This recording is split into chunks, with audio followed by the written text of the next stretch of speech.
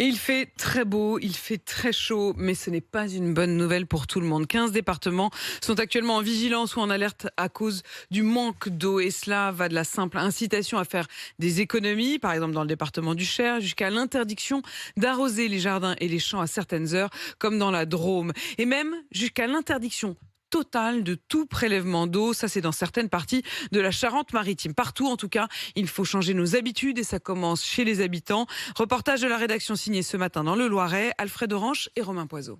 À première vue, le jardin de Jean-Michel sent bon le printemps. Elles ont commencé à fleurir seulement hier. Mais en s'approchant un peu plus, on s'aperçoit que la sécheresse sévit déjà. Une pivoine, ça dure pas très longtemps, mais là, elles sont fanées en avance, quoi. Sa citerne qui récolte l'eau de pluie est déjà à moitié vide, alors il s'organise pour protéger au maximum ses plantes. On va essayer de pailler, éviter que la terre soit nue et mettre par-dessus de la végétation coupée. Ça évite l'évaporation de l'eau. Ça va éviter 3 ou 4 arrosages, quoi. C'est des choses que vous aviez l'habitude de faire au mois de mai ? Non, d'habitude, on fait ça au mois de juillet. 2 rues plus loin, il y a Robert, vainqueur l'année dernière du prix de la façade la plus fleurie.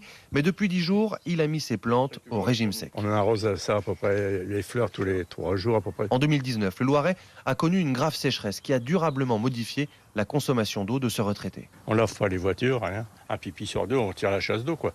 Autrement, pour un pipi, on va pas user 10 litres d'eau. Ouais, il faudrait essayer d'aller plus loin, mais comment ? Même nous, si on se lave pas, quoi, c'est après, les odeurs vont attirer les mouches.